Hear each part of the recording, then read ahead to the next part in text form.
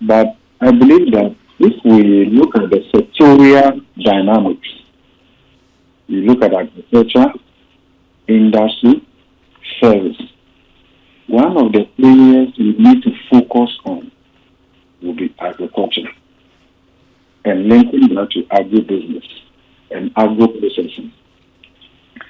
That value chain from agriculture to agribusiness to agro-processing is job rich.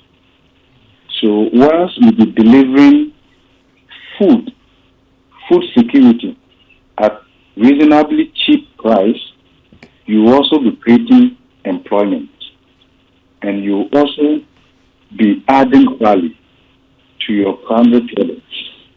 So if you look at the data, in fact, if you look at pre-pandemic data, where inflation came down as low as 7.9%, if you look at the disaggregation of that price development, you realize that there was very little marginality between food inflation and non-food inflation. But then what happened with COVID was that we saw COVID, because of the disruptions to the global supply chain, the regional supply chain, and even the internal supply chain, the cutoff from our dependence on Niger for onions, for things, and then Burkina Faso and the rest of them, our food inflation went up significantly. So from there, you see the huge divergence between food inflation and non-food inflation. So you will notice that in 2022, I think the third quarter of 2022 or so, the World Bank put out a report that indicated that within the first 8 months or so of 2022, actually food inflation went up by more than 122%, just within the first 8 months. And they ended up with that analysis by saying that inflation actually pushed over 850,000 Ghanaians into poverty. Now, we can extend that.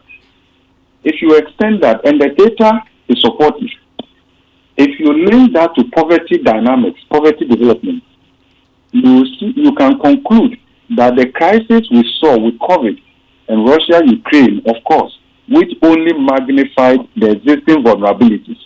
It didn't create new ones. It only magnified the existing vulnerabilities and made them more broad-based. It was a crisis of the middle class, or we can say it was a crisis of leveling up.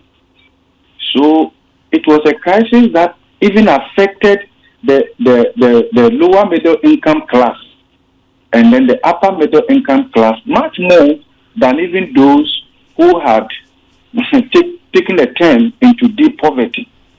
So when you look at the data from the World Bank, you see that lower middle income poverty, upper middle income poverty were all trending in excess of 50%. Okay, so, and the reason lower middle poverty and then upper middle income poverty rose as sharply have to do with largely inflation, food inflation. Because you see, in our part of the world, the middle class is a middle belt as well that acts as a cushion between the core poor and then the privileged few at the top.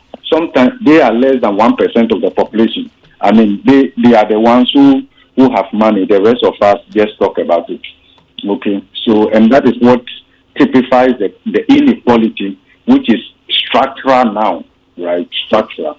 So we only don't talk about inequality, but we are talking about structural inequality, right? Which also has implications for monetary policy transmission, effectiveness, and all of that. So how do you solve that problem? Because, and if you want an intervention that would impact Ghanaians directly and help them to create space for savings, then you should look at where they spend the majority of their money.